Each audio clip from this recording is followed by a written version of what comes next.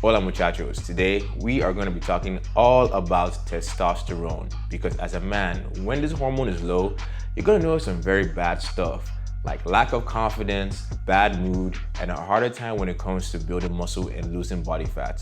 This is obviously not ideal, and there are some things we can do to increase our testosterone naturally, like working out, eating a healthy, balanced diet, and also getting in a good amount of sunlight. But sadly, if that's all you're doing, you actually might be wasting your time, especially if you're still doing these 4 bad habits that are proven by science to drop your testosterone. And some of these are actually pretty strange. And the very first one, guys, is taking L's. As men, it's in our nature to want to conquer. In fact, this effect is so strong that if you're a fan of a sports team and they lose, you can actually notice a drop in your testosterone. So losing is obviously not good for our manhood, but let's also get realistic here because nobody is perfect and every once in a while you are going to lose. But luckily, there's one thing you can do to kind of stop the losing effect because research has actually shown that when men believed they were winners, their testosterone actually stayed high. So this means, muchachos, that when you lose, you can change the channel and instead choose to look at it like a lesson, which will give you more feedback that will help you improve yourself over time and allow you to stay more positive and give you the energy to hopefully avoid the next mistake, and that is lack of horizontal cardio. So this one is kind of controversial because in the self-improvement space, they tell you that doing no fap and semen retention is great for your testosterone.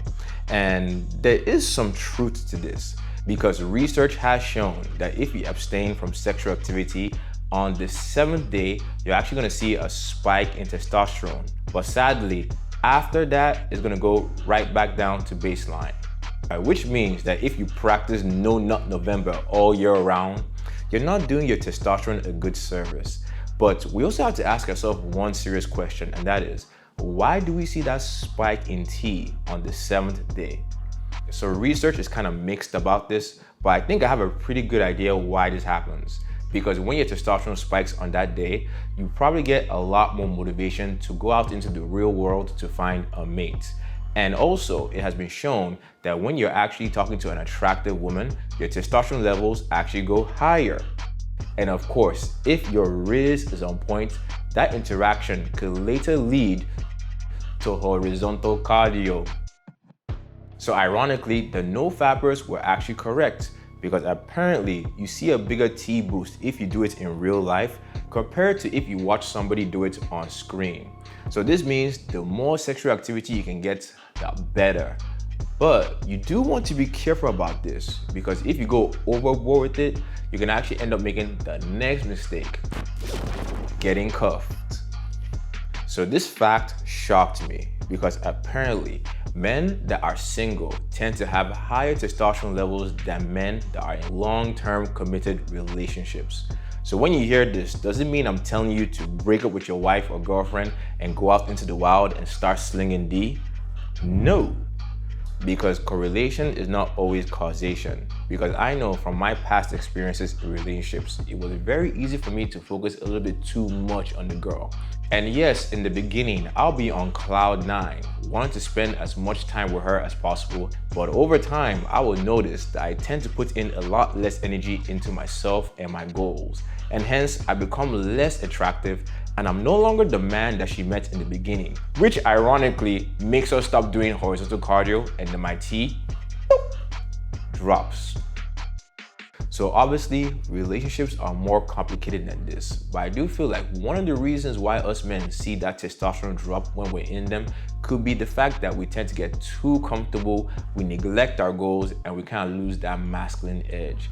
Which means that to boost our T levels, we gotta do our best to maintain those attractive traits that we had when we were single. But this sounds like a lot of work.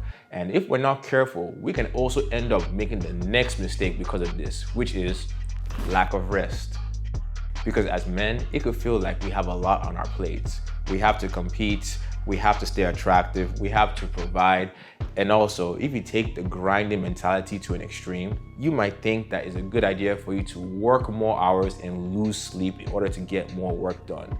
But this is actually a huge mistake, because research has shown that when men get less than 8 hours of sleep per day, their testosterone levels drop.